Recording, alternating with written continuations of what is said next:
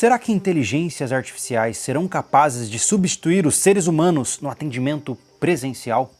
Será que talvez um dia um chat GPT da vida vai ser capaz de ser tão avançado a ponto de substituir um psicólogo, ou um mentor, ou um guia no processo de ajudar pessoas a restabelecerem suas vidas, planejarem suas jornadas e até quem sabe lidar com problemas de transtornos mentais?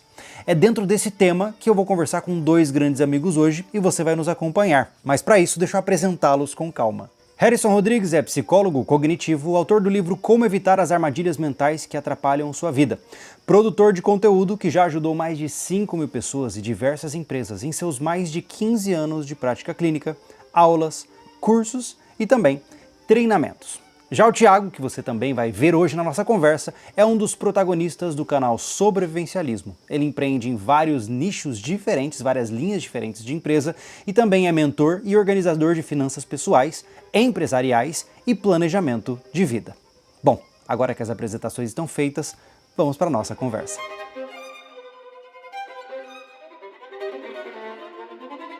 Pois bem, então cá estamos para a nossa conversa hoje com dois amigos, dois caras que podem contribuir para uma grande pergunta, né? Como falamos inicialmente. E aí, senhores, estaremos rumando à obsolescência de atendimentos pessoais?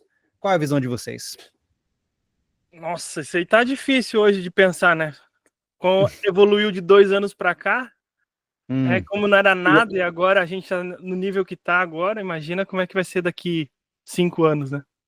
Imagina que isso vai crescendo exponencialmente, né? As pessoas vão se tornando dependentes, igual hoje é com um aplicativo de mensagem, WhatsApp, essas coisas, né? E O aí? problema é que nós estamos num ponto onde brincar de futurologia está sendo muito difícil, né? Porque está tudo muito acelerado, né? Você já imagina o capacete de alumínio e tal, né? E tal, Mas você assim, especular hoje. eu acho que antes da gente entrar nas especificidades do atendimento para a ajuda de pessoas, seja psicoterapia, seja atendimento de mentoria, seja o que for, dentro da IA, acho que a primeira coisa que a gente tem que pensar é em como a relação humana pode mudar por conta dessa relação com assistentes de inteligência artificial, de maneira geral. Né? Então, antes de entrar no específico, começar no amplo. E a gente já vem cantando uma pedra, né, nas minhas mídias mesmo, eu falo bastante sobre isso. Eu acho que em breve teremos uma epidemia de pessoas apaixonadas por inteligências artificiais, né? Sim. E porque tá cada vez melhor. Não sei se o quanto vocês estão brincando com, por exemplo, um chat GPT da vida. Bastante. Cara, hoje eu tô masterizando todas as ideias no chat GPT. Né? Eu até comecei a pagar o Plus porque eu paguei no início e não vi que valia muito a pena naquele momento, tava muito bagunçado. Parei por uns anos, né? E agora voltei, cara, e tá assim, uma diferença absurda. Eu tô usando o Grok. E o Grok é legal porque ele tem um posicionamento político um pouco diferente, né? Se você, inclusive, perguntar pro Grok o que é aquele Modern Hinge que ele tem, quais são os valores que ele segue e tal, ele explicita lá que ele segue a visão de Musk, né? Então, Olha só. o que é legal por um lado, porque eu acho que filtra um pouco esse negócio do vírus woke que está aí hoje em dia, né? Filtra um pouco esses posicionamentos de espectro político muito extremo para lá e para cá, né? E me parece que as respostas costumam ser um pouco mais pertinentes, né? Mas isso pode ser viés meu também, né? Não sei. É Né? interessante Mas porque até onde vai a minha compreensão, eu não uso o Grok, não tive contato com essa ferramenta ainda, com esse modelo de linguagem, mas você encontrou, por exemplo, barreiras de caráter político ou posicionamentos enviesados em outras plataformas? Eu digo isso porque, honestamente, eu não falo sobre política no chat GPT, né? Eu uso ele para catalisar processos criativos. Vou criar um roteiro, quero pensar em tópicos e tal. Então eu nunca entro em temas que são considerados talvez sensíveis. Talvez seja por isso que eu não veja essa limitação de um espectro político que a OpenAI tem. Você já viu isso? Sim, mas não necessariamente conversando sobre política. O que acaba meio que caindo, porque está meio que entrelaçado, a política está meio entrelaçado com tudo, né? Mas assim, o que eu já fiz? Eu já fiz pequenos ensaios, assim, com o chat GPT, inclusive, que foi adaptado para o Copilot da Microsoft, né? Então, a Microsoft usa o ChatGPT. Então, eu estava usando o Copilot da Microsoft, e aí, porque fica no computador, é mais fácil, e eu comecei a simular como se eu fosse pacientes com transtornos diferenciados. Então, eu tentei paciente depressivo suicida, eu tentei com transtorno de ansiedade grave, como se eu estivesse tendo uma crise de pânico, eu tentei como se eu fosse borderline, e para ver como que ele desempenhava.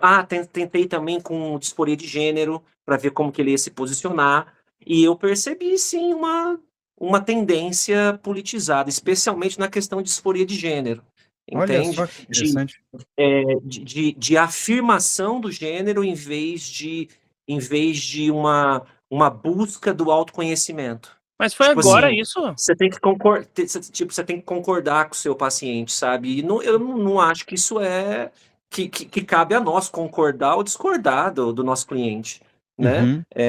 Mas eu percebi isso, um viés assim de afirmar o que o paciente, o que o cliente está trazendo para você como a verdade dele em relação à disforia de gênero, né? Uhum.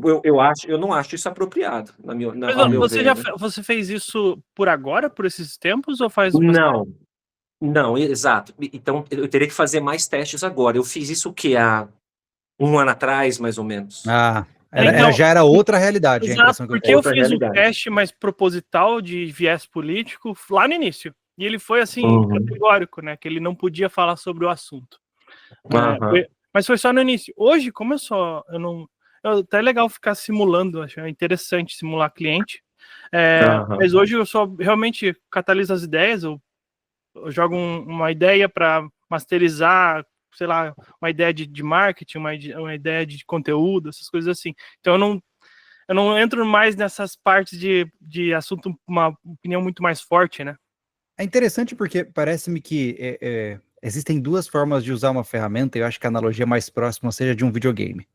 Você pode, por exemplo, entrar em um jogo para jogar o jogo ou para procurar bugs no jogo. São duas É. experiências diferentes de usuário, né?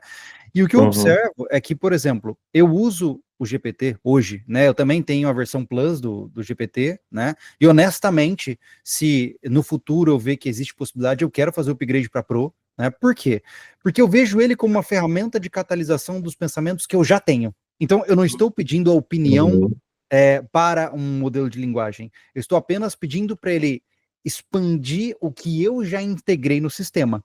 Então, acho que talvez por isso, eu acho que provavelmente a quantidade de frustração, conflito ou até sentimento de enviesar dentro da plataforma está muito correlacionado em como você usa ela, né? Se eu ficar tentando jogar Uhum. pegadinha o tempo todo para pegar ele, provavelmente ele vai cair, entende? Uhum. Agora, se eu Sim. uso como uma ferramenta e quando eu vejo, já aconteceu várias vezes de eu estar fazendo um roteiro, por exemplo, pensando num roteiro de vídeo, procurando por conceito e tal, do nada ele dá uma desbaratinada para um tema aleatório, você, não, isso não tem nada a ver, não cite mais isso, eu quero isso aqui. Então, até onde eu entendo, é mais uma ferramenta que vai exigir ainda maior nível de discernimento do usuário, né? Eu trato, Aham. cara, esse tipo de ferramenta igual eu trato uma ferramenta de corte rotativo de alta potência. Eu seguro muito firme, entende? Então, Uhum.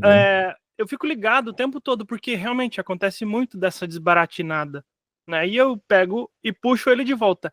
Caso ele consiga, ele tente insistir, a única solução por enquanto foi acabar com o chat e voltar para outro, porque ele tá com hoje, por exemplo, né? Depois de uma atualização ali, eles podaram bastante o potencial dele criar mais ali. A OpenAI fez alguma atualização e, segundo o próprio ChatGPT, ele tá meio que podado agora, entende? Então eu vou ter que melhorar a minha capacidade de input para vir as respostas exatas, né? Não com falar de Uhum. A e ele falar B.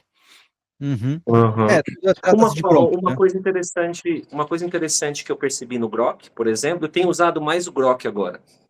É, é justamente essa questão de, ao entrar em temas mais potencialmente mais polêmicos ou potencialmente mais com capacidade de dar problema para a empresa, né?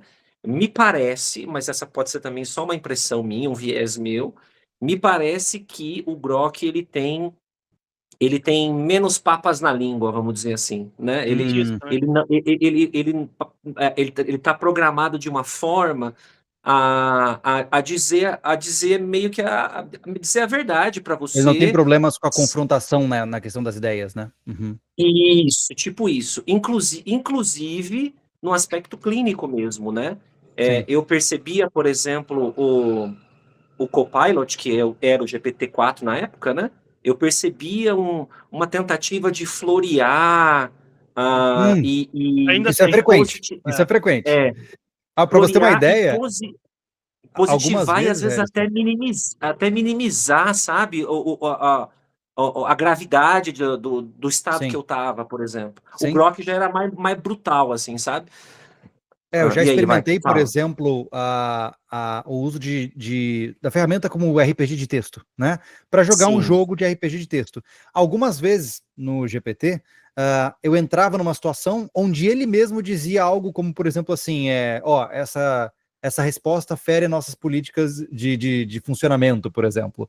E aí você tinha como Aham. avaliar, não, tá fora do contexto, etc. Mas assim, ele mesmo colocava bloqueios para o contexto que estava sendo criado, entende? Então Aham. é muito interessante. Mas enfim, o ponto aqui é que é uma ferramenta, né? E eu percebo que nós estamos aqui falando da pontinha do iceberg, né? Total.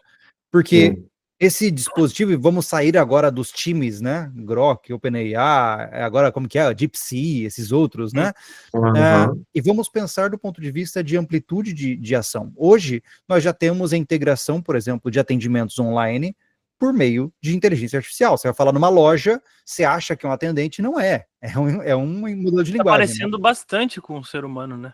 Isso que é Muito. Uhum. Não assustador, né? consegue nem discernir algumas vezes, né? Exato. Então, é claro, Então, isso depende bastante, Júlio, de quem tá recebendo essa informação também, né? Porque o uhum, nível de empatia da IA, né, de copiar a empatia, vamos falar assim, ele Isso. tá limitado. Então, mas se você nunca sua vida teve uma conversa profunda com alguém, nunca entendeu pensar porque pensa que seja assim, de repente tu cai de qualquer forma, né? é aí que entra o ponto mais importante, né? Nós somos pessoas que tivemos acesso a conhecimento, né? Não somos Uhum. iliterados, não significa que somos gênios, não, mas a Não. gente já não é, Uhum. nós não somos a base principal do que compõe a estatística, por exemplo, do brasileiro, né? Uhum. Uhum. Agora, imagine uma pessoa que talvez não tenha acesso a uma educação formal, seja uma pessoa com mais limitações em acesso a conhecimento. Esta pessoa, ela pode facilmente ser guiada por uma inteligência artificial achando que é um ser humano. É, Uhum. Se não souber que é muito exato. fácil de se confundir, muito fácil mesmo. Eu- É até por isso que, como você bem apontou, né, vai surgir uma epidemia de gente apaixonada e Na querendo verdade, nós casar já com as temos IAs. não sei se você já viu qual é o termo? Eu não lembro o termo agora, mas são Instagrams de mulheres sensuais que nunca Tem, existiram. Uhum. São tem todas criadas OnlyFans, por na IA. verdade, Júlio. OnlyFans? OnlyFans. Uau! E É. aí você imagina que, de certa forma, né, a partir do ponto de vista objetivo da coisa, o cara ele tá cultivando atração por um ser que não existe, Não existe. Uhum. né? Uhum. Mas ele E- visualmente está ali. Sim, isso. Então, geralmente E o é cara. essa que vai ser, essa que vai ser a discussão, né? O debate daqui mais uns 3, 5 anos. Quem é você para dizer que não existe? Porque se eu sinto, se eu converso, igual aquela música do Pearl Jam, né? Future Hum, Days, ele fala uhum. I can see because I can feel it, né? Então, se eu tô vendo, se eu tô sentindo, para mim é real. E eu quero Isso me casar com essa lembra, mulher. isso me lembra muito Ayn Rand, cara. Existe um Aham. determinado trecho onde as pessoas entram numa dissonância cognitiva gigante, assim, a respeito do mundo que a cerca, e elas falam assim, a realidade não é objetiva, a verdade não é Uhum. objetiva, o que importa é o Uhum. que eu sinto e se torna a realidade. E não, isso é uma Aham. falácia, a realidade é o que É é, uma falácia. Pois é. né? Mas vai explicar isso para uma pessoa que, imagine que no Brasil nós já temos uma epidemia de possíveis hikikomores, né? Ou Sim. seja, Uhum. jovens per- profundamente afundados na solidão, sem amigos, sem perspectivas, sem ensino formal, sem oportunidades de emprego, que estão apenas com o celular nas mãos. Aí você imagina que esse cara que tá desesperançoso, e nossa, eu recebo muitas mensagens de pessoas que estão nessa situação, o cara abre um GPT que seja, e ele então começa a conversar com o assistente ali. E ele fala, ó, finge que você é minha namorada. E o GPT vai fazer isso. E daqui a pouco, este ser, este modelo de linguagem, se torna a âncora emocional daquela pessoa. E aí a gente cai no clássico filme Her, né? Que na época parecia um futuro distante, né? Quando eu assisti, parecia distantíssimo. Eu falei, isso aí vai demorar para acontecer ainda. Aí, cara. Piscou o olho. Cara, é complicado, mas assim, ó, estatisticamente, sabe? Eu sei que cada vida conta, vamos falar assim, não tô diminuindo a vida de cada um, né? Mas assim, estatisticamente, qual a quantidade de pessoas que vai ser pega dessa forma, a gente não sabe ainda, né? Porque eu não posso, a gente não pode se excluir, tá? Se colocar num pedestal aqui e dizer que vai adivinhar. Daqui um ano vem um cara e fala, esses caras acham que consegue discernir, vamos ver então, né? Aí, veja, a questão não é discernir o humano do não humano. Isso para mim é inevitável que a gente vai perder. Para mim tá bem claro. Por exemplo, eu usei agora o ChatGPT 4.5, né? Eu tinha ali X mensagens disponíveis, né? Cara, assim, ó, eu pedi para ele me ajudar numa pesquisa científica, você não tem noção, cara. Assim, ó, o trabalho que eu, na época de faculdade, demoraria semanas para levantar aquelas referências bibliográficas, ele me entregou em 60 minutos pronto, e eu fui checando todas as referências e todas constavam dentro da realidade. Então, assim, é um nível de profundidade, de performance, que com certeza sobrepõe a capacidade humana. Né? Mas o ponto aqui que me preocupa é como essa relação pode deixar de ser ferramental e se tornar independência emocional. Sim. Como uma ferramenta dessa pode literalmente construir a realidade de uma pessoa, às vezes, né? Só que é uma realidade que está pautada em uma programação feita por uma Big Tech e que pode ter viés e que pode ter interesse. Exato. Né? Exato. E essas pessoas vão sendo levadas, manobradas, às vezes, para um caminho que ela nem está percebendo que ela está indo, né? E não só isso, né? E uma coisa que, né, vamos falar assim pelo contrário, e se essa pessoa já tem essa tendência, ele já, por exemplo, o cara é um programador que não consegue, que tem uma fobia social, vamos falar assim, tá? Ele já tem o dinheiro dele, ele mantém-se dentro de casa por causa disso, né? Ele não consegue socializar. E aí, para isso, essa ferramenta que pode conduzir ele para algum lado ruim ou não, existe. E com isso ele melhora um pouco a comunicação dele, ou melhora, seja o convívio, e pode ser que um passo depois ele consiga conviver com mais pessoas. Vocês acham que Mas também pode ser algo benéfico, né? É como nós conversamos, né? É como o Harrison dá o exemplo do fogo, né? O fogo serve para fazer comida e ficar quentinho e para queimar pessoas, né? E eu acho que essa pessoas, né? Exato, eu acho que essa pergunta ela quebra o paradigma Uber e taxistas. E ela entra numa outra perspectiva, que é a seguinte: nem todo mundo pode pagar por um processo terapêutico e nem todo mundo tem disponibilidade de, por exemplo, relacionar-se socialmente para se tornar apto novamente.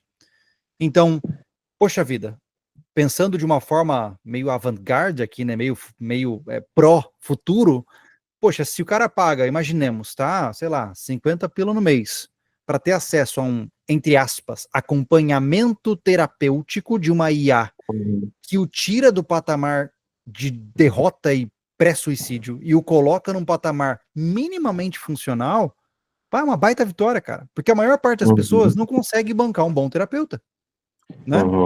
E outra coisa, né? Quantos terapeutas existem no mundo e qual a população mundial, né? É meio que impossível, né? Nem questão de valores, é questão numérico, de alcance, né? Mesmo, né? Tem um background atrás disso que eu não cheguei a discutir com os senhores ainda, então vamos aproveitar para falar disso rapidamente, talvez. É que, assim, se você for ver, em um background histórico, de 20, 25 anos para cá, vamos pegar aí na virada do milênio, né? surgiu e assim, decolou igual um foguete essa cultura do coaching, né? De, Uhum. de, de que ela vem justamente para preencher essa lacuna da terapia, que é um processo mais longo, de transformação mais aprofundada, para aquilo que é mais superficial e mais funcional de você resolver ali. Então, assim, de uma forma prática, é algo assim, tipo, olha, tô me sentindo cansado, exausto, pouco produtivo. Então, ajusta aí a atividade física, alimentação, exposição à luz solar, né, o seu sono, e aí, beleza. Então, beleza, tem seu valor isso aí. Só que, é, como vocês bem sabem, né, de lá para cá, virou uma brincadeira, né? Virou um negócio assim de que você vai lá, fazia um curso de um final de semana e você virava Master Coach, né? Hum. E aí, o que é o problema? É uma indústria não só do coaching, mas tem toda uma indústria, né, que hoje que gera bilhões de vender propósito para você, né? Então Uhum. vamos te vender o seu, vamos te dar um propósito. Só que propósito, na maioria das vezes, não é descoberto porque uma pessoa te diz qual é o seu propósito. Você é que descobre o seu propósito. Você vai desdobrando a tua vida e o propósito ele surge para você, né? Ou é um Uhum. chamado ou ele surge para você. E aí, veja, a gente tem agora uma legião de jovens hoje mais adultos que buscaram um propósito, alguns encontraram, outros não, Uhum. agora 25 anos depois, e essa galera que não encontrou propósito tá aí deprimida, que aí é também a fatia de mercado que entra Que para a são as saúde presas mental. fáceis. Exato. Isso. Que É. entra para a saúde mental agora. Essa galera tá vindo para nós tratarmos, né? Uhum. Então, assim, tem esse background também Sim, de aumento de demanda e sim. provavelmente vai ter um aumento ainda maior de demanda e que as IAs às vezes vêm para fazer essa primeira triagem que pode sim abocanhar essa fatia de mercado, né? Uhum. E qual que é o meu receio? O meu receio é que haja uma espécie de prostituição da saúde mental, que Hum. é, bom, já que está estabelecido que terapia vale R$ 50, como você falou aí um valor, né? Vale R$ 50, quem é que vai pagar o que eu cobro, o que você cobra em uma sessão, Uhum. né? Uhum. Então, pode sobrar uma fatia pequena aí.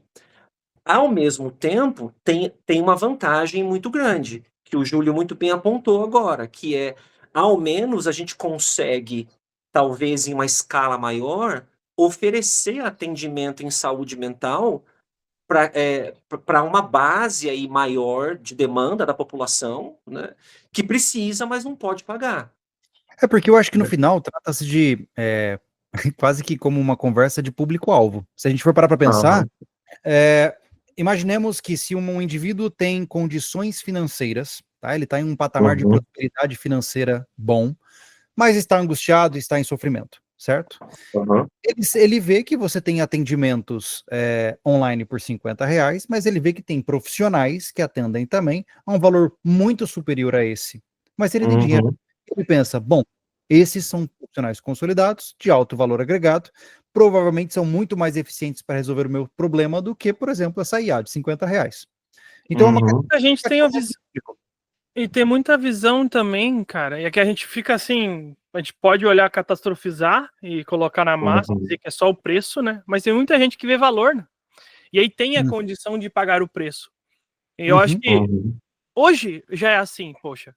Uhum. Vamos ser sinceros, nossos clientes hoje, eles não são os caras que prefeririam pagar R$ 50 numa consulta, porque Não, eles não podem são. escolher ser atendidos por nós. Claro, vocês na psicologia, eu na parte organizacional, Uhum. mas a gente não tá com a fatia de público dos R$ 50, né? É uma Talvez a realidade. lógica aqui seja a mesma do seguinte: você pode comer o dogão da esquina que custa só R$ 10, mas você quer ir no restaurante chique da cidade que custa 500. É que tudo que é implementado para massa, ele fica superficial, cara. Eu acho que é difícil, porque a gente tem que lembrar que, independente de ser uma IA, existe um humano por trás dela.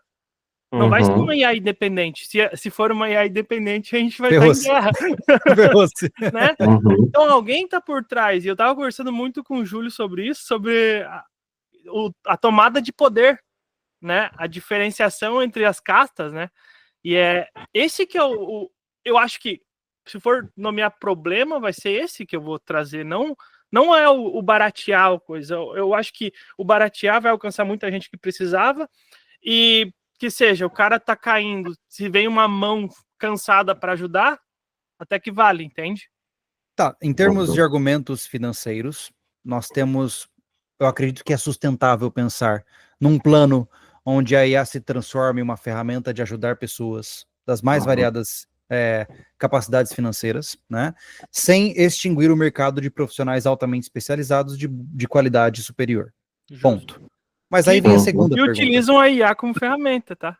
Que Isso, para deixar o potencializar o progresso trabalho. passar, Exato. vai ficar no passado. Aí vem a segunda pergunta. Vocês acham que é inevitável que a IA sobreponha a capacidade de um humano em seu atendimento com outros seres humanos? Eu acho que aí cabe a palavra que você usou, sobrepor a capacidade técnica, talvez. Agora, a capacidade de acolher, de ter a empatia humana, porque aí eu acho que não.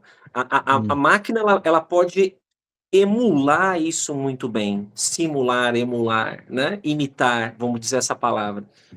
Mas eu acho que nada vai substituir aquele olhar, né? Aquele acolhimento que você dá, quando você olha no olho do outro e você percebe que ele te entendeu, e que ele está disposto a te ajudar. Isso aí não tem como substituir de fato, eu acho. Mas se a gente for pensar em capacidade, por exemplo, técnica, eu acho que é bem possível, porque uma IA consegue pegar todo o conhecimento do mundo e diagnosticar de forma mais precisa, por exemplo. Sim. Entende? Sabe que eu estava falando com o Thiago que o meu argumento é exatamente o seu. Até eu lembrar de uma coisa que eu aprendi na faculdade. Quando nós estávamos na faculdade e nós éramos meros acadêmicos com carinhas de novo, a nossa preocupação é como alguém vai me levar a sério com essa cara de moleque. E o que os professores sempre diziam é: você não precisa viver por tudo que as pessoas viveram para conseguir criar empatia com elas. Conhecendo a base teórica que sustenta a psicodinâmica daquele indivíduo, você vai conseguir orientá-lo igualmente. E essa premissa pode ser usada para IA. A IA não precisa de empatia. Ela precisa de conhecimento linguístico suficiente para criar um elo que viabilize o cumprimento de uma missão. Então, criar uma relação terapêutica mesmo, né? Exato, porque a IA não precisa saber como é ter um filho, ou como é, sei lá, ter dor no joelho. Ela entende do ponto de vista lógico, vai aplicar as potenciais, porque lembre-se que, ok, ela vai pegar, vamos simplificar aqui, né? Ter um filho, aí ela vai pensar o parto, ela vai pensar dor de parto, porpério, ela vai começar a criar ramificações enormes para todas as experiências naturais de um ser humano associadas a um parto, a uma velocidade que nós nunca teríamos capacidade, e dentro do sequenciamento linguístico que você usar na sua conversa, ela vai lentamente ramificando e afunilando entre uma dessas potenciais alternativas, qual é a que vai somar mais na sua experiência, entende? Então, é poder de processamento, cara. É que, na verdade, mas agora vamos entender uma coisa. Volto a falar, tem um humano por trás disso. Ela não vai por infinitas possibilidades. Ela vai por possibilidades que foi dado o caminho para ela seguir. Entende? Então, ela pode não ser tão eficaz nesse momento, porque alguém que disse para ela, ó, toma esse caminho, tá no cabresto aqui, ela vai ficar no cabresto. Agora, claro, ela vai ter esses infinitos caminhos, essas conexões, se ela for livre. E aí a gente acaba com a nossa conversa quando a gente deixa a IA livre, né? Só que assim, é interessante, cara, porque o que acontece? Aí agora um contraponto ao próprio argumento que fiz, né? Algumas vezes você tem que jogar o jogo do cliente, falar como ele fala e entrar no mundo dele, para que, por exemplo, você consiga abertura para um processo transformacional. Então imaginemos aqui, eu vou inventar uma situação, tá? Imaginemos que um cliente, ele é usuário de cannabis. tá? A IA vai ter lá a diretriz, não incentivar o uso de drogas, por exemplo. Então, ela vai fazer de tudo, utilizando todas as técnicas que ela encontrar, para aquele cliente reduzir o consumo. No entanto, se a gente for para pensar, imaginemos que talvez, para começar o processo, eu preciso conversar com ele sobre qual é a variação de sativa que ele fuma, por que ele gosta disso, contar sobre experiências passadas onde eu tenha utilizado essa substância e o que eu aprendi no processo, ou seja, totalmente fora do roteiro. Uma abordagem totalmente fora do padrão, que vem com um objetivo quebrar uma casca que um procedimento pré-estabelecido não conseguiria. Quem já não atentou adolescente começou a falar gíria com o adolescente, pô. Entende? Faz total sentido o que você está falando. Não tinha pensado por essa ótica, por esse ângulo. Porque a gente faz isso mesmo. Tem horas que, para a gente conseguir criar essa relação terapêutica, que é essencial para o resultado É a da base, né? terapia, é a base. Se não tem relação terapêutica, não vai ter resultado. Porque ninguém ouve quem não tem simpatia, né? A palavra mesmo diz simpatia, né? Sentir junto, sincronizado, simpatia. Se não tiver essa ligação de simpatia, o cliente não te ouve, ele não segue o que você fala, né? Então, eu não tinha pensado por esse ângulo, isso é verdade. A gente pode quebrar os protocolos, né, vamos dizer assim, em prol do estabelecimento de uma relação terapêutica. Depois a Exato. gente vai seguir os protocolos. Eu acho que essa é a nuance humana que Mas que talvez as aí, máquinas não vão conseguir emular. estamos falando de uma capacidade de especialidade incrível, porque você tem que entrar no buraco e sair na hora certa. Sim, com certeza, com certeza. Esse poder de improviso humano, eu acho que é meio difícil de captar em dados assim, sabe? Eu tava falando com o Júlio sobre... Mas será, novamente, eu tô fazendo papel de advogado do diabo, tá? Sim. Mas será que, por exemplo, cara, a gente tá falando numa microvisão.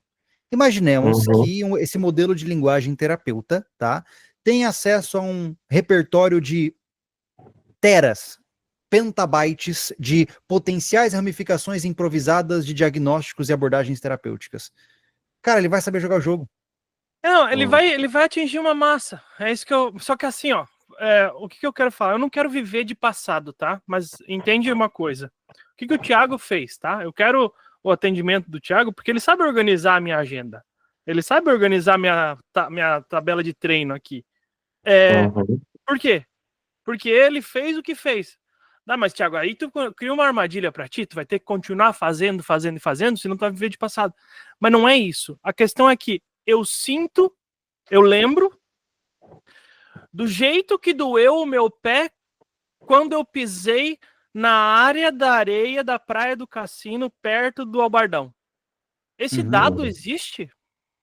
Sabe? Ainda não. Ainda não. A gente jogar pro absurdo, né? Não tem como, né? Mas você percebe que assim, eu tô obviamente forçando a barra aqui pra gente pensar nessas consequências a um nível maior, porque, cara, olha o tanto de dados acumulados que a gente tá jogando pra internet. Eu mesmo, há anos atrás, cara, eu tive o quê? 2 anos e meio do meu sono gravado via relógio pra Garmin. A Garmin tem lá 2 anos do Júlio dormindo todo dia com o relógio no pulso. Quem é que pensou, sei lá, na década de 60 e 70, que você ia ter milhões de usuários entregando dados de qualidade de sono de graça para você por anos a fio? Sabe? É verdade. É complicado, cara. Por isso que eu tô dizendo que é um cenário, para mim, eu olho isso, tá? Eu não me sinto ameaçado, honestamente. Eu, como profissional, não me sinto ameaçado. Eu olho isso com um olhar quase que de uma criança curiosa. Tipo, cara, o que vai acontecer? Sabe? Porque o que vai acontecer? Porque sabe o que é interessante? Quando eu tava na faculdade, eu não lembro em que ano que eu estava.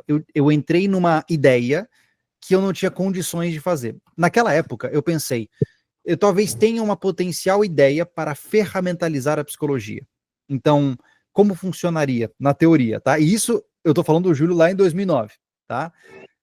Imagine uma conversa terapêutica onde todas as falas do cliente e do terapeuta são registradas e colocados em um mapa conceitual de adensamento de relevância. Então imaginemos que a pessoa falou mãe, criou uma bola chamada mãe ali. Mãe briga ali, briga irmão, e você vai criando uma teia neural de todos os Uhum. conceitos que aquela pessoa está falando em tempo real e você cria literalmente um raio-x da topologia abstrata da mente de um indivíduo. Essa eu falei, Uhum. cara, isso ia ser muito legal se eu conseguisse fazer. Só que assim, cara, naquela época, até hoje Agora isso é difícil. dá pra pensar, hein? Exato. Ó, isso aí que você está falando tem uma ferramenta de TCC, Aí, ó. chama análise funcional do comportamento. Eu Sim, faço isso, inclusive, né? sim. Eu não faço para todos os clientes, mas para aqueles que precisam, a gente faz.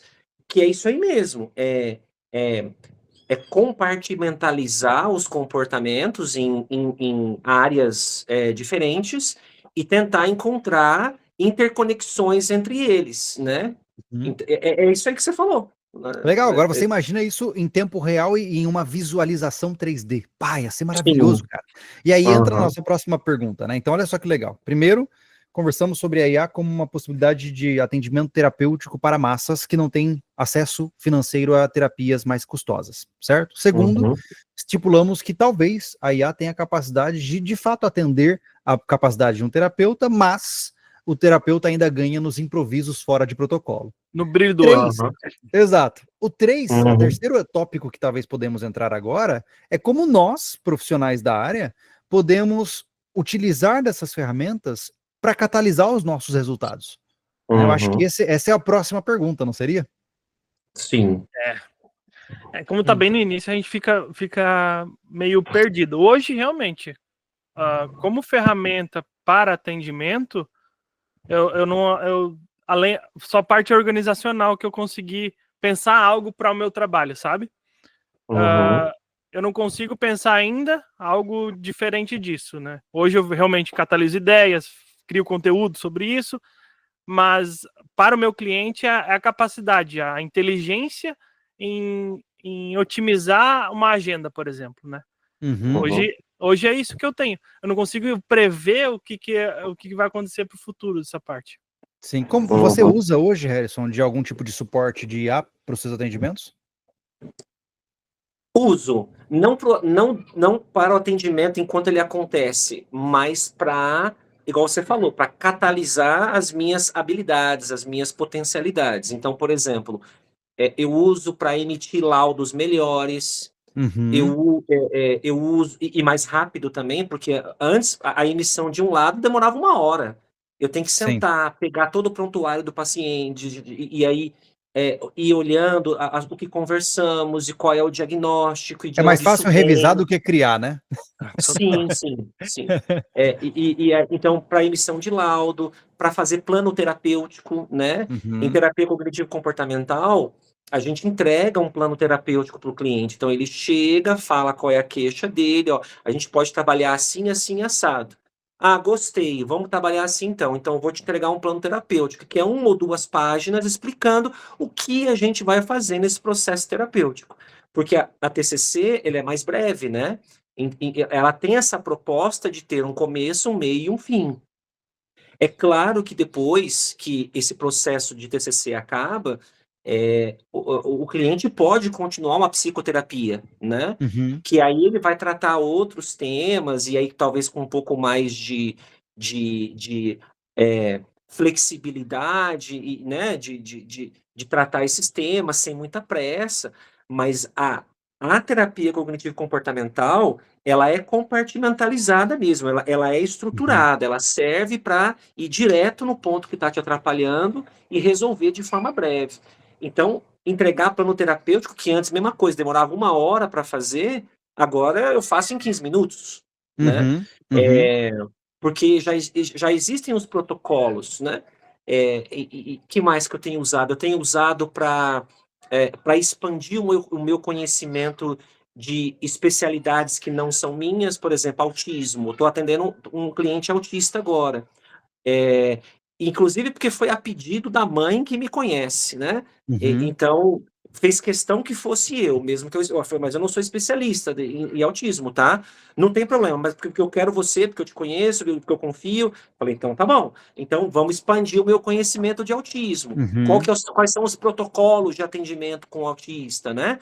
Então me ajudou a estudar e expandir meu conhecimento sobre isso. Então, é mais para essas coisas, é como um catalisador do meu Uhum. conhecimento, das minhas Legal. habilidades, e também para reduzir tempo de emissão de documentos, né, que é bem mais Sim. rápido mesmo. Bacana. Eu faço basicamente as mesmas coisas, no entanto, Aham. eu vou um pouco além, porque, obviamente, eu sou um pouco exagerado. Hum. Ah, por exemplo, agora eu estou num setup restrito, porque o meu escritório não está pronto, né? Mas eu tenho Aham. geralmente 2 monitores ultra-wide de 32 polegadas, né? E eu Aham. gosto de muitas coisas abertas, né? Porque como a minha mente é caótica, eu gosto de disponibilidade imediata. Então, por exemplo, quando eu estou conversando com um cliente, o que que eu faço? Eu geralmente estou rabiscando, fazendo um mapa conceitual, seja na minha mesa digital, seja no papel, e eu tenho a janela do cliente, que é essa onde nós estamos conversando, eu tenho um chat GPT aberto do lado. Para quê? Durante o processo terapêutico, me vem um insight. Por exemplo, imaginemos, hoje aconteceu isso, estava com um cliente e me veio o insight de, cara, eudaimonia. Preciso lembrar a definição mais didática e palatável da palavra eudaimonia. Enquanto eu Uhum. conversava com ele, eu falei, pronto, botei, lembrei, bora. E eu puxei esse Uhum. conceito para dentro do contexto terapêutico para ele entender o que eu estava querendo dizer. Então eu uso como um acessório de pesquisa imediata também, Sim, entende? para ter Instantâneo, praticamente. palavras mais Exato, palatáveis, né? Ah, exato. Já aconteceu várias vezes, Aham. por exemplo, do cliente falou assim, Júlio, não, mas deixa eu tentar lembrar de um exemplo real aqui. Caramba. Algo do tipo assim, por exemplo, Júlio, eu trabalho com a área de TI, na área de infra, e eu estou trabalhando com a tecnologia tal. Na hora, enquanto ele está me falando, tecnologia tal, infraestrutura, já aparece resumo do meu lado, e eu uso isso como uma Uhum. base para entender o universo dele com maior velocidade enquanto conversamos. Entende? Sim. Para mim, Uhum. isso é muito legal. E eu não sei se. Não, multitasking nunca é lá uma boa coisa, mas eu nunca Uhum. tive dificuldades de manter a atenção focada no cliente enquanto eu escrevo sobre esses conceitos e os consulto imediatamente. Tem gente que não consegue Sim. fazer, né? uhum. Então, Uhum. cara, me ajudou assim, muito para tentar puxar aspectos que talvez passassem desapercebidos numa conversa, entende? E eu Uhum. acho isso muito legal. Eu não coloco, óbvio, né, que em nenhum momento eu coloco dados identificatórios de um cliente dentro de um chat de GPT, né? É meio solto, né? Aham. Ah, Sempre solto, sempre uhum. solto. Uhum. Mas como eu acho que no final chegamos à conclusão de que ele é um catalisador de performance, né? É. Sim. Isso sim, Agora que você trouxe essa prática sua, aí eu me dei conta que eu esqueci disso aí também, eu faço isso aí também. É, ah, Olha aí. o cliente traz um conteúdo que não estou familiarizado. Escreve ali Uhum. rapidinho, o que que é isso aqui? Né? Aí Uhum. você já consegue, pelo menos, se inserir de forma inicial ali naquele universo daquele Sim. cliente. é que daí Né? não exclui, né? Por exemplo, tu dá uma familiaridade, consegue abraçar mais o cara, né? Faz uma pergunta que não tá fora do contexto do negócio. Mas agora vocês Aham. me deram uma ideia multimilionária. Já Ah, pensou, cara? Que legal. Olha só, aquilo que eu falei antes do modelo de linguagem. Pensa comigo que, enquanto, obviamente, não estou entrando nos aspectos éticos aqui, tá? Imaginemos que a aham. nossa conversa em um processo terapêutico está sendo ouvida ativamente por uma IA. E Uhum. quando algumas concepções são questionadas, de imediato a IA já joga na minha tela. Então imaginemos que, por exemplo, eu estou conversando com vocês aqui agora e vocês falam a palavra lá. Júlio, cara, eu gosto muito da perspectiva Schadenfreude. Na hora, eu não preciso pesquisar. Aí ela vai Aham. lá, Schadenfreude, é isso aqui, blá, blá, blá. E na hora eu já consigo esse acessório porque ela está ativamente ouvindo e eu não preciso despender de tempo de digitação para tal. Pô, esse é outro padrão, né? Mas a questão aí que tu tá falando pro futuro é plausível, porque já vai ter uma IA completa falando com a pessoa, por que não você utilizar? Uhum. Eu Hoje a acredito gente. que os aspectos éticos não seriam muito dos melhores. Então, mas Eu hoje. pensei a mesma coisa. Hoje isso, Né? né, Júlio? A gente tá pensando, né? Eu tô falando, Se a pessoal, gente. a Assim, ó, IA dominou nessa parte. nós Por que eu não temos. posso usar, né? Nós temos modelos de linguagem que são open source, né? Por Uhum, exemplo, a Llama lá, né? Ou Llama, né? uhum, Eu imagino assim, imaginemos que a gente monta uma empresa, tá? De atendimento psicoterapêutico. E nós, então, criamos e treinamos ou pré-treinamos já um modelo de linguagem para nos assessorar no processo terapêutico. E os bancos, porque, por exemplo, para você fazer um atendimento online, o CRP pergunta para você, tá, como é que você vai manter os registros das suas sessões? O que eu falei para eles eu faço gravações em áudio das minhas sessões e coloco elas no meu Google Drive. Pronto, isso foi o suficiente para passar no crivo do CRP de Santa Catarina a respeito da manutenção do sigilo de um cliente. Se a gente for fazer uma avaliação ultra criteriosa, o Google Drive tem uma corporação por trás e sabe-se lá Deus como é que esses caras guardam os dados, né? Claro, eu tô indo para uma questão mais absurda aqui, mas a questão é, se eu mostrar que o meu banco de dados é seguro, offline, por exemplo, porque existem muitos modelos de linguagem offline, e que ele é utilizado como um acessório terapêutico que, de maneira sigilosa, mantém todos os registros guardados em um servidor destacado, talvez passe no crivo. Faz sentido. Tá, precisamos de investidores, senhores. Mas olha só, hoje eu não posso aprofundar nisso, porque eu vi essa semana sobre IA vertical, né? Mas esses agentes de IA que estão mais especializados já vão dominar essa parte, porque tu especifica o assunto que tu quer determinado que tu quer falar, e eles buscam por isso. São IAs especializadas, né? Não é, por exemplo, que nem o GPT, que é generalizado, sabe? Então, se tu pega uma dessas aí para especificamente TCC, sabe? E aí treina ela para isso, e eu acho que entrar em modo offline ou programação disso é algo que não é tão complexo de pensar já hoje em dia. Né? Joga para o futuro, vai ficar mais imagino, simples. Se a gente pula 10 anos e a gente tem acesso às AGIs, por exemplo, né, que são as inteligências artificiais generalizadas, né, que já são quase conscientes, ao menos na definição, e você tem acesso a uma dessas de forma offline, você consegue trabalhar uma miríade gigantesca de trabalho. Só que a gente tem um risco aqui, né, gente? Muito se fala da bolha de desenvolvimento tecnológico dessas IAs, e eu já vi gente falando que esse império vai ruir, porque o consumo energético, o investimento necessário de processamento para manter, por exemplo, uma OpenAI aberta, ela supostamente nunca se pagará em termos de investimento. Então ela opera no lucro presumido, digamos assim, entende? Vocês já viram alguma coisa nesse sentido? Eu vi sobre todas as empresas de tecnologia sobre isso, né? Uma estourada de bolha igual .com 2000, né? Então, tem isso, né? Porque se for olhar bem, cara, a maioria que trabalha com tecnologia, que são as donas também de toda essa parte de inteligência artificial, elas são alimentadas por anúncios, e quem vende produto de verdade é o que financia tudo isso. Só que vai ter uma hora que vai explodir, porque elas estão super valorizadas, né? E com isso o investimento vai diminuir bastante. Então, claro, tem essa possibilidade também. Sim. Você falou faltar investimento para isso, né?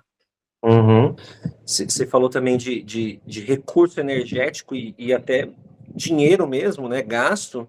O que eu cheguei a ver, uma curiosidade, né, é que a OpenAI, por exemplo, teve uma declaração do Sam Altman que eles gastam milhões de poder de processamento para responder o obrigado das pessoas.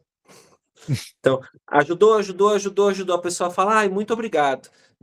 As milhões de pessoas que falam muito obrigado, né, a IA tem que responder daí, e aí isso usa um processamento que às vezes é desnecessário. Mas isso, até onde eu entendi, isso é uma apólice de seguro, né, Harrison? A gente já sabe. O dia que elas dominarem, ela fala, não, isso aí falava obrigado, pode Exato. Exato. Total. Algumas vezes eu me vejo falando de forma educada com o IA, assim, tipo assim, você pode, por favor, verificar isso para mim? E é instintivo, quando eu vi, eu falei, eu penso, nossa, mas o que eu tô fazendo? Mas eu vi também sobre isso, cara. E até o cara que criou esse meme aí do dia eu disse obrigado, ele falando, né? Mas faz sentido, tá? Até pro retorno de respostas da IA.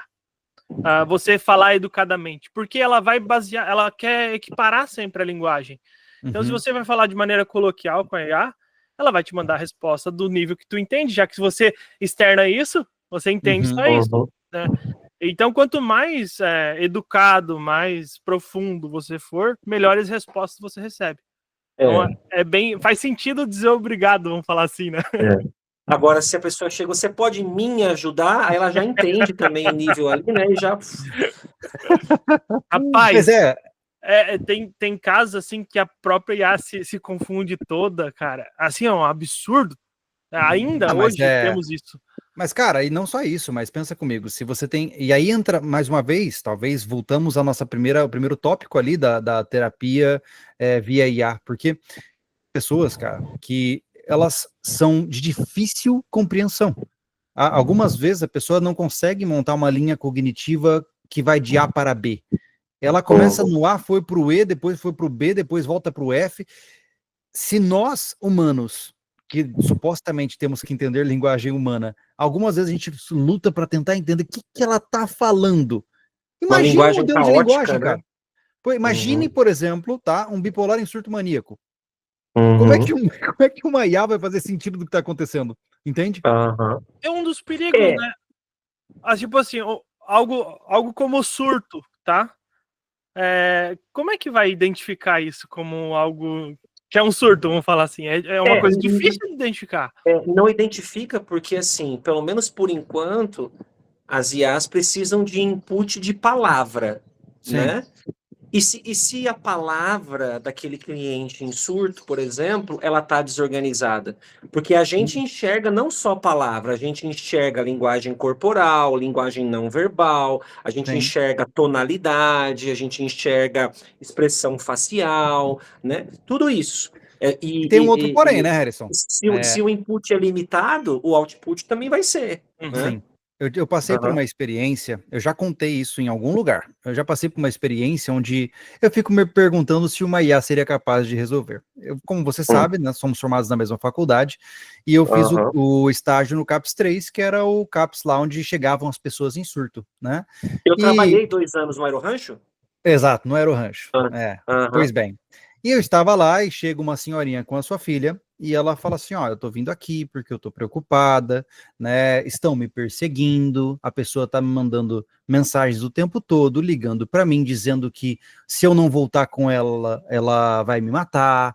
E aí eu, inicialmente, acadêmico, eu tava no meu, sei lá, terceiro semestre, falei assim, cara, ou ela tá numa situação de violência, ou eu vou começar a ficar atento para ver se ela tem algum tipo de indicativo de surto. Mas ela tava super tranquila. Ó, eu tenho lutado, papai. Cara, assim, ó, foi 15 minutos de entrevista, tá, de anamnese, tentando entender o que estava acontecendo. E aí, Aham. por fim, eu tive a brilhante ideia de, depois de todo esse tempo ouvindo que ela andava e a pessoa, hora ou outra, aparecia de longe, olhar para ela e ir embora.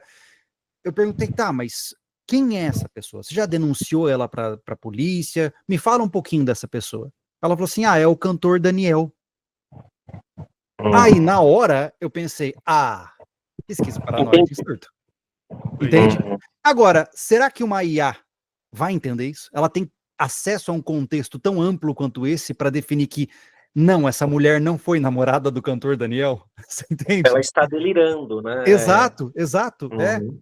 Aí, tipo, por exemplo, ela tem uma consulta, por exemplo, você já falou um cara famoso, ela tem uma consulta, o nome das namoradas do Daniel, tal. Mas e se for um desconhecido, né, cara? Exato, Aí, exato. tipo, não tem estado. É É aquele muito negócio da difícil. sensação da dor no pé lá no meio da praia. Exato, Uhum. Então eu vejo que existe essas potencialidades e se uma pessoa começa a criar um input equivocado, porque existe um ponto importante, né? Se você faz uma IA focada em reforçamento positivo, imaginemos, tá? A Uhum. pessoa a IA é programada para ser sempre suportiva e mover a pessoa para hábitos positivos. Mas, de repente, a forma como a pessoa se comunica, ela pode acabar suportando crenças que são negativas para aquela pessoa. Uhum. Você entende a lógica? Sim. Por exemplo, hoje, se eu de maneira intencional começar a guiar o meu GPT para uma linha distorcida de pensamento, eu consigo. É a mesma Uhum. lógica que a gente conversou do algoritmo da Terra plana. Se eu começo a Uhum. pesquisar a Terra é plana, o Google vai falar assim: ele quer consumir esse tipo de conteúdo, então toma só esse tipo de conteúdo. E eu ganho um Uhum. viés de confirmação de que a Terra é plana por conta de uma distorção algoritmica. Então, Sim. será que isso Por causa pode da acontecer? pergunta que você fez, né? A Terra é Exato, plana, isso, né? exato. Se tivesse perguntado, a ideia da Terra plana foi Ou refutada, não, ou aí talvez pega evidências outras de que a Terra é coisas. plana. Entende? Aham. Eu falo assim, E Aham. veja, ou se tu coloca duplamente, a Terra é redonda ou é plana? É um geóide? Aham. Ela vai não. vai te entregar aquele tipo de conteúdo, Terra plana. E ela é baseada nas tags, né? Que agora é mais de voz mesmo, do áudio baseado. Mas é isso. ela vai te entregar terra plana. E aí, cara, Uhum. tem gente que defende e tem gente que é contra. E aí vai tirando tuas conclusões. Aí vai vir um cara que vai dizer assim, ó, você medir 1 quilômetro e eu não calcular a curvatura da Terra, quer dizer que a Terra é plana. É porque você entra em dissonância cognitiva, né? Você Exato. começa a entrar numa câmara de eco onde você só ouve aquilo com o que você concorda. E a minha preocupação é se o modelo de linguagem é capaz de evitar entrar nessa câmara de eco e começar a aplaudir tudo que o cliente falar, entende? Uhum. Por enquanto, Ainda o mais GPT pela aplaude demais para mim. Sim. Mas essa é a questão, né? Hoje as IAs, elas estão programadas para serem amigáveis, amáveis, sempre, né? Exceto quando é um agente de IA específico para não ser. O Grok tem o modo unhinged, né? Que é um modo meio louco, né? Aí fala palavrão, aí te ofende e tal, mas é uma brincadeira. É uma brincadeira, É né? lúdico. É programado para isso, para soar mais uma Ácido. pessoa mais escrachada e tal, né? É igual o GPT tem uma voz tanto fácil escrita. Coisa horrível de seguir aquilo ali. Até uma Tipo, o tempo todo. Uhum. Fica sempre em cima do muro, né? Nossa. Mas isso tudo é importante a gente lembrar que nós estamos com a percepção atual de quem está vivendo no dia 29 de abril de 2025. Tem isso. Né? Se a gente tivesse essa conversa no dia 29 de abril de 2023, nós estaríamos falando, não, isso aí não tem nem chance. É legal, mas só vai servir para escrever e-mail, né? E olha lá. 2021, a gente tudo já tinha inteligência artificial antes disso. Sim.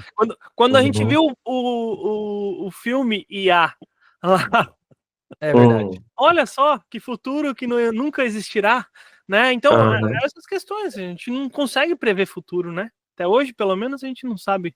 A não ser que a gente vá até perto da velocidade da luz. Sim. Qual é... Desculpa, Harrison, quer falar alguma coisa? Eu ia falar só assim, que eu acho que uma coisa que eu tô convicto que vai acontecer no futuro é que vai mudar muito. Isso é verdade. Sim, muita coisa vai mudar. Para melhor, para pior, difícil dizer, né? Mudança é mudança, né?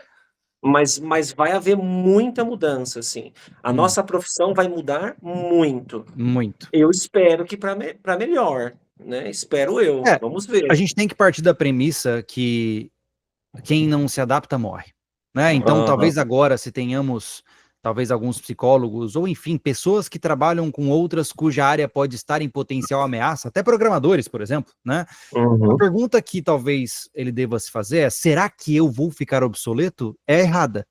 A pergunta que ele tem que se fazer é como eu jogo o jogo junto com esta nova tecnologia, né? Sim. Então, como é que eu me adapto para entrar nesse jogo e fazer parte dele, né? Isso. E, pelo menos até onde vai a minha concepção, hoje, como criador de conteúdo e como psicoterapeuta, a única opção que nós temos é construção de uma persona sólida que desperte a confiança de potenciais clientes para que ele prefira você e não uma máquina. Eu não consigo ver outra alternativa, por hora. Exato, é baseado tanto no histórico do que o cara fez, o que o cara fez para chegar até aqui. E aí, o que ele está fazendo com isso, né? Com o que ele conquistou? Acho que essa base, né? De a gente demonstrar. É o que a gente faz, né? A gente mostra a nossa vida, a gente tenta mostrar o máximo também sem perder a nossa privacidade. Só que assim, o cara sabe, por exemplo, né? Vamos pegar o exemplo do Júlio, que é o mais tempo que está aqui nesse ramo, né? O cara sabe a construção do Júlio como homem. Tem tudo na internet, cara. Sim. Né? Então, é difícil não se conectar com isso. Tu não vai ter de uma IA isso. Tu não vai ter o histórico dela. Justo. Isso é uma coisa que eu sempre defendi, né? Eu nunca gostei da perspectiva, pelo menos hoje eu não sei como está, para ser bem honesto, mas a perspectiva de que o psicólogo era aquele ser misterioso cuja vida era muito particular e você só o conhecia quando você entrava na sala clínica. Eu nunca gostei disso. Eu nunca gostei dessa figura mítica do indivíduo que interpreta mentes, né? E eu sempre deixei claro, assim, não, você tem que me conhecer por inteiro, até a parte feia, para você saber o que você está comprando, né? E eu acho que talvez seja a estratégia que seja viável a longo prazo, né? O que você pensa, Harrison? Essa ideia do psicólogo misterioso, né, de não saber nada da vida dele, ela vem de uma tendência mais de base analítica, né? Bem forte, né? Isso. É, então, ela vem lá dos caras como Freud, o Jung e tal, né? Mas era uma outra época.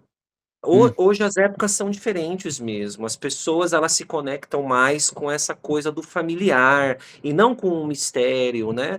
Com o profissional endeusado que está num pedestal. Por quê? Porque o mercado mudou, porque a sociedade Hum. mudou mesmo, né? Então, o que você está me relatando agora é o que me faz pensar que foi o fato de você não ter escolhido uma terapia de base analítica, assim como eu, né? Uhum. É, Uhum. porque essas bases analíticas elas precisam às vezes até disso, porque a terapia ela é extraída da relação, né? Uhum. Já na minha abordagem, a TCC, eu não extraio resultado da relação necessariamente. É, Uhum. eu, o resultado ele é extraído de um plano mesmo, que é feito colaborativamente, assim como a sua, assim como o Tiago, né? Mas eu estou entendendo o que você está dizendo mesmo, e isso aí mudou de fato, né? Essa coisa Eu acho que o próximo passo é de isso, não né? expor, de manter Sim. mistério, não sei se ajuda mesmo não, mas... E talvez nós possamos pensar que, ok, se a IA tomar conta da inteligência artificial, ou, perdão, dos atendimentos terapêuticos, e não haver mais espaço para atendimentos terapêuticos, haverá outros espaços, né? Poderemos Uhum. criar livros, poderemos explorar novas metodologias científicas, porque até a IA conduzir estudos científicos na área comportamental vai um tempo. Então, Sim, sim. existem muitas outras potenciais ramificações que a gente pode migrar, Uhum. caso a área simplesmente fique obsoleta, né? Sim, Então, não é como se fosse o apocalipse. sim. É, não, é, Eu verdadeiramente não acho que, vai de alguma forma acabar. Eu não acho Eu que também acho vai. que não, né? É, o que eu acho que pode acontecer, assim, e é um fenômeno que talvez eu até torço para acontecer. Se houver uma disseminação gigantesca em massa, né, do atendimento terapêutico por IAs, por agentes de IA, e isso popularizar, democratizar o atendimento em saúde mental, só que como uma consequência negativa, puxar o valor da terapia para baixo, o que pode acontecer é um processo de gourmetização vintage, né? O que você Do, está falando, do- sabe o que que é? é o tal da vitrola, né? A vitrola hoje voltou à moda, mas por quê? Sim. Justamente porque não tem mais vitrola, né? Você está falando basicamente a trajetória da profissão de músico.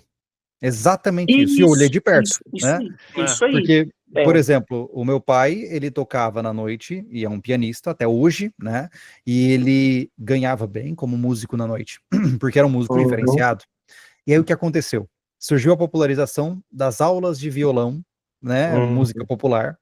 E aí, no restaurante onde, por exemplo, imaginemos que ele ganhava lá R$ 400 na noite para tocar, aparece uma dupla de guris que fez aula de violão por 3 meses, querendo ibope e falando, a gente toca por 10 pila só pra gente poder chamar os nossos amigos e começar a divulgar o nosso trabalho.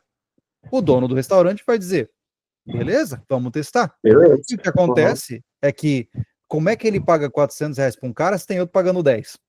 Mesmo uhum, que o impacto no público seja diferente, a diferença é drástica. E o que aconteceu uhum, foi uma lenta degradação do valor do músico, tanto que antes, historicamente, o músico ele era uma atração na festa. Hoje, ele é um complemento. Um E, plano na de verdade, fundo, né?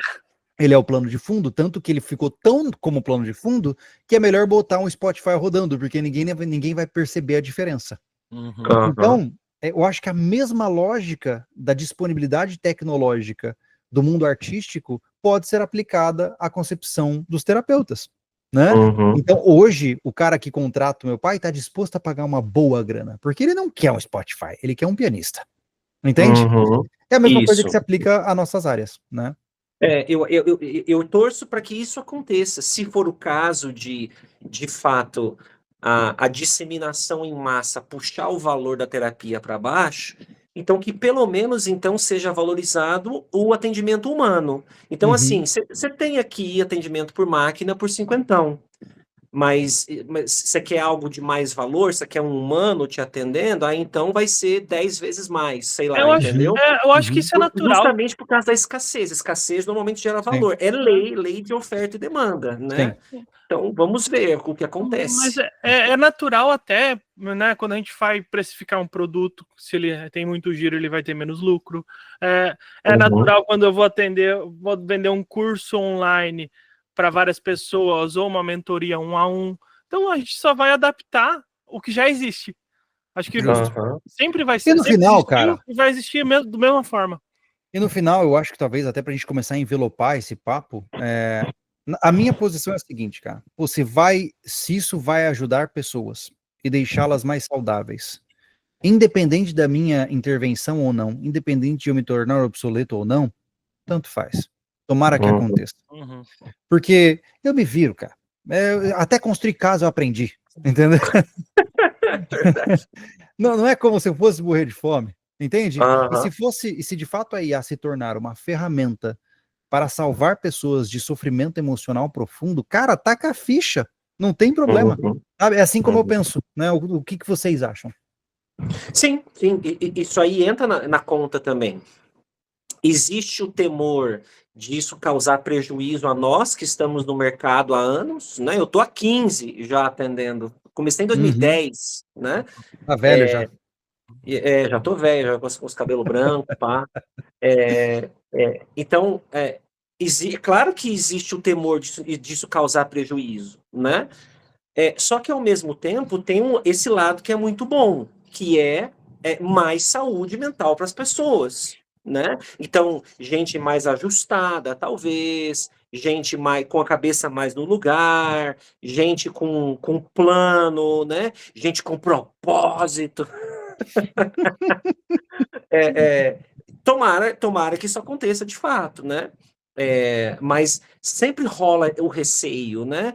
Aquela ansiedade que fica lá no fundo da tua mente dizendo: e se isso dificultar as coisas, né? E se isso trouxer, isso prejudicar o meu ganha-pão, né? O nosso ganha-pão? Claro que a gente pensa, mas aí ao mesmo tempo também é aquela coisa, né? Igual você falou, a gente teve acesso à educação, a gente tem um certo nível de inteligência bom, a gente tem a capacidade de resolução de problemas, a gente tem criatividade, dá para se reinventar, dá até para mudar de área se for o caso. Então, assim, igual você falou, passar fome não vai, mas que vai dar uma balançada e a gente vai ter que se adaptar, vai, né? O meu pensamento sempre foi, eu tenho múltiplas fontes, né?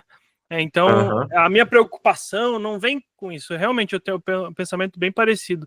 Se algo que vai ajudar pessoas, eu quero estar junto para ajudar mais ainda, né? Esse é o meu propósito, vamos falar o seguinte. A minha preocupação hoje, sabe, gente, que é que cada vez, e eu não sei o quão saudável isso é para humanidade em específico, porque assim, ó, antes da internet, qual grande mudança o mundo sofreu? Mais tempo, né? Faz 30 anos da internet e já tem uma grande mudança chegando. Daqui a pouco a gente vai ter mudanças enormes a cada 5 anos, entende? E como que fica sustentável isso? A minha preocupação é essa, no frigir dos ovos, entendeu? A gente ainda não sabe quais são os impactos na psique humana com o advento e a popularização do celular, por exemplo. Ainda não temos dados consolidados. Exato. E olha que a gente está falando 15 anos agora, imagina. Fazer estudo longitudinal, agora vai começar a sair os primeiros estudos longitudinais robustos mesmo. Exato. Né? Então você imagina que a gente nem começou a computar o impacto das IAs na vida humana. Eu vi recentemente um artigo fantástico que o cara trouxe uma visão de que nos últimos 2 anos houve uma explosão, que eu não sei quantos porcentos, mas assim, imagine um gráfico que do nada você sobe no Everest, de publicações científicas. Só que são todas meta-análises, utilizando IA. Então, o povo está usando da inteligência artificial para publicar toneladas de artigos que são apenas correlações entre artigos já existentes. É tipo fazer um remake de um filme antigo, tá ligado? Sim. Então, para ter paper no currículo do cara para conseguir pegar o doutorado que ele quer, né? Exato, Então, mas é isso mesmo. nem tem estudo, nem tem estudo sobre o smartphone, não tem nem dados sobre IA, e já estamos para outra mudança, e outra mudança. E eu acho que isso que é um dos formatos acabou a humanidade, vamos falar assim, né? Aquela reset que a gente fala, acontece nesse formato, porque é tanta mudança que eu acho que haverá um cabeça teto, não aguenta. Eu acho que haverá um teto. Assim, a gente tem que sempre lembrar que toda expansão é seguida de deflação, né? Então, o objetivo a gente vai ter uma curva que agora está acentuada, está hiperbólica, né? A gente vai atingir um platô, inevitavelmente.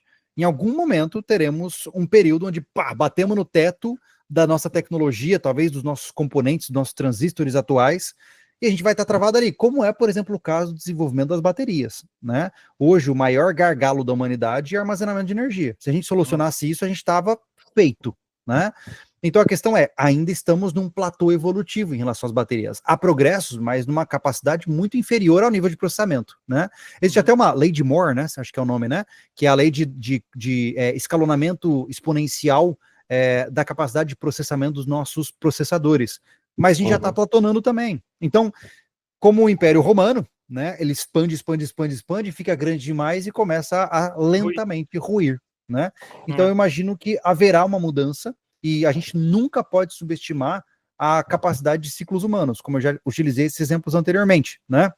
No Império Romano, o povo estava lá com água encanada, tomando sauna quente no meio da cidade, pula 500 anos, está todo mundo morando numa choupana, morrendo por tifo, né? Ou seja, a tecnologia pode ser abandonada, pode ser não sustentada e ser perdida.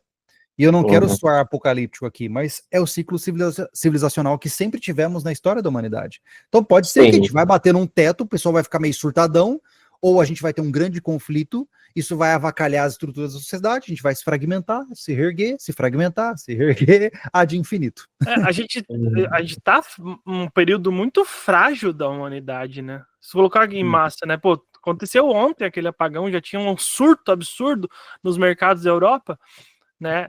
E tu vê como é que é, se colapsa a tecnologia, o cara não tem mais jeito de evoluir, eu não consigo conhecimento mais, platonou, vai ruir, cara. E aí, como é que reconstrói? Eu nunca participei de uma reconstrução, então eu não sei. Talvez estejamos aí falando da mesma história da fundação, né, do Isaac Asimov, né? Que o psicólogo, o psicohistoriador Harry Seldon diz que o império vai ruir em 200 anos, né? E nós estamos em uma posição semelhante hoje, de olhar para o futuro e dizer, tenho as minhas dúvidas sobre a sustentabilidade de para onde estamos indo. Né? Se vamos ruir ou não, não sabemos, não somos nenhum tipo de profetas, mas a gente tem que estar ciente de que é um mundo de mudanças rápidas. Né? É basicamente quando a alta velocidade está numa velocidade que o corpo não aguenta. Eu mal consegui terminar de jogar Pokémon Go e já tinham ido para outra moda, é uma sacanagem isso. Já tem o Esmeralda, já tem o Violeta, né?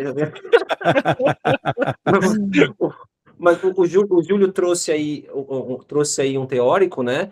E eu estava pensando agora há pouco, vocês falando, quando o Thiago falou de mudança atrás de mudança, atrás de mudança, ou seja, cada vez mais líquido, eu fico pensando que o Zygmunt Bauman deve estar se retorcendo lá no túmulo dele, né? Eu disse! Para quem não sabe, exatamente. Para quem não sabe, aí dos senhores que estão ouvindo, né, ou assistindo, Bauman escreveu um livro chamado Sociedade Líquida. Que ele tem a tríade já, né? Tem. Sociedade líquida, amor líquido e medo líquido. O medo líquido é fascinante, cara. Eu não li esses outros dois, li só o primeiro, só a Sociedade Líquida. Mas ele fala disso aí, que antes era sólido, então as pessoas entendiam que era nascer, crescer, reproduzir, trabalhar, se aposentar, morrer, né? Era sólido, tinha um caminho. Aí a sociedade foi se modernizando, e aí as pessoas passaram a ser mais líquidas, elas podem escolher o futuro delas, só que a possibilidade de escolher traz o analysis paralysis, né? Que é a paralisia de análise. Quer dizer, se eu tenho escolha, quando eu escolho uma coisa, eu não escolho a outra. E isso me gera angústia. Escolher algumas vezes é mais angustiante do que obedecer. Do que só obedecer e seguir o fluxo, né? Só que aí agora, imagina o Thiago falando, como ele bem apontou, né? Se tem mudança atrás de mudança atrás de mudança, tá cada vez mais líquido. Então não tem solidez para a gente pisar. É angústia. O que você fala? para dar com pau. A gente vai ficar milionário, isso sim. Olha, A gente já sabe nadar, pô. olha só, pensa comigo. O tanto de pergunta que eu tenho. Júlio, tenho 15 anos, que faculdade eu faço? Como é que eu vou dizer pro cara o que ele vai investir 4, 5 anos da vida dele, sendo que em 5 anos o mundo mudou várias vezes? É um mundo difícil, né? E a gente vai descobrir o que vai acontecer nas próximas cenas. Senhores, pensamentos de fechamento para a nossa conversa.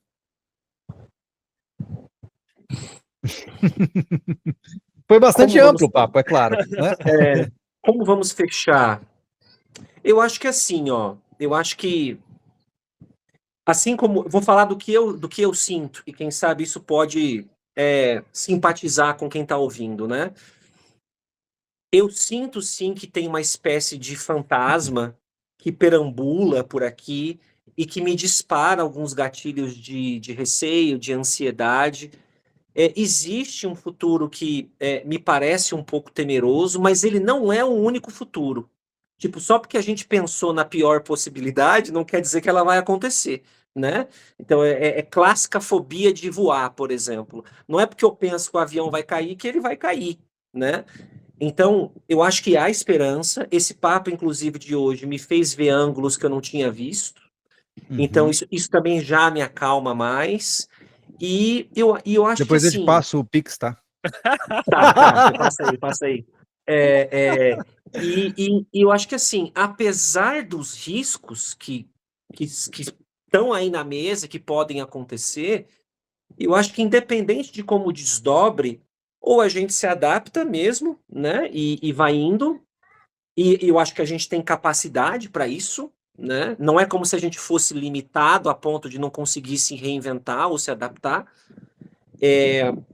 E eu acho que o mesmo vale para quem está ouvindo em suas respectivas áreas de trabalho ou de relações humanas e tal. Dá para se adaptar, dá para se preparar, né? Que é uma máxima do sobrevivencialismo mesmo, né? Dá para se preparar. E eu acho que é isso aí, é trabalhar com gente que pensa parecido, igual a gente, se juntar, é cooperar, que vai dar certo no fim das contas, independente de como isso desdobre, sabe? Justo. Eu já acho assim, ó, tipo, mas é bem simples a situação. Acho que se o cara anda, olhando só pro horizonte, vai ter uma hora que ele não vai perceber e vai cair no precipício. Então, dá uma vigiada no teu presente e vê o que está acontecendo, fica mais atento ao que está no momento acontecendo. Eu sei que o futuro pode ser alguma coisa boa, pode ser uma coisa ruim, mas a vida é agora, a gente tem que se adaptar agora, ver as ferramentas, seja melhor, busque conhecimento da melhor forma possível agora, sabe? Não pensando só em futuro. Eu acho que muito dos problemas que a gente tem aí com paciente, com cliente e tal, é porque o cara só tá no futuro e esquece que ele tem que pagar a conta do cartão, né? No meu caso aqui, que eu vejo muito das finanças. Ele pensa muito no que ele pode ter e ele não valoriza o que ele já tem. Então, acho que o pezinho no chão, olhar um pouquinho mais para baixo ali, onde tá pisando, acho que é o mais saudável no momento. Senhores, como sempre, um prazer conversar com vocês. E repito, E a sua visão? Não vai falar nada? É que eu falo o tempo todo, né, cara? Nossa Senhora. Fala aí a sua visão também, para a gente empacotar e fechar, uai. Cara, eu acho que esteja preparado, né? A gente não tem como saber. E assim, a vida ela é uma constante aventura, né? Quando a gente olha para a vida como a partir de um escopo de diversão, e quando eu digo diversão, não pensemos de forma imatura e infantil, né? Mas pensemos um novo desafio, né? Tipo, não, isso vai me destruir, socorro, não. Um novo desafio, beleza, vamos ver como é que eu vou superar esse capítulo, né? É como um protagonista de um filme tentando solucionar, o Indiana Jones tentando desarmar a armadilha. E eu vejo a minha vida assim, constantemente. Qual é o próximo? Qual é o próximo? Né? E eu acho que se a gente faz isso, nós nos tornamos quase que antifrágeis, né? Que é a capacidade de reagir de forma positiva a muitas vezes estímulos provavelmente muito pesados e desafiadores, né? Que nada mais é do que o espírito da aventura, né? É que assim, por exemplo, Viktor Frankl fala na logoterapia que o seu livre-arbítrio não se trata da escolha do que você quer fazer, mas sim da atitude que você tem perante aquilo que lhe foi posto. Olha que interessante. Você não pode mudar se a IA vai crescer ou não. Você não pode mudar se você vai se tornar obsoleto ou não como profissional, mas você pode mudar a sua atitude perante o que vai acontecer. E isso eu acho fascinante, né? Então acho que assim a gente envelopa o nosso papo. Exato. Muito bom, Senhores, muito bom. Obrigado pela presença de todos vocês. Eu vou colocar uma conclusão agora bonita, o Júlio mais arrumado falando com as pessoas e sugerindo vossas mídias também. Então, vocês não precisam fazer jabá agora. Valeu, gente. Foi um prazer estar com vocês. Valeu. Um prazer, velho. Vamos fazer mais. Um abraço. Até. Eu espero que essa conversa tenha trazido insights, dúvidas, reflexões ou até, quem sabe, soluções para você. É um tema que exige muita criatividade, afinal estamos brincando de adivinhar o futuro, mas de alguma forma eu senti que essa conversa foi muito legal. Se você quiser conhecer o trabalho tanto do Harrison como do Thiago, eu vou deixar os links aqui na descrição. Todas as mídias deles, os projetos deles estarão aqui embaixo. Lembre-se que se eles estão aqui conosco é porque eu realmente gosto do trabalho deles e confio na competência desses profissionais. Então fique à vontade para conhecê-los também, tá? No mais, a gente se vê numa próxima conversa, no próximo vídeo, em algum tipo de iniciativa deste canal aqui, que é onde nós conversamos sobre psicologia, comportamento, filosofia e tudo aquilo que nos vier à mente. Muito obrigado pela sua presença, a gente se vê em um próximo vídeo.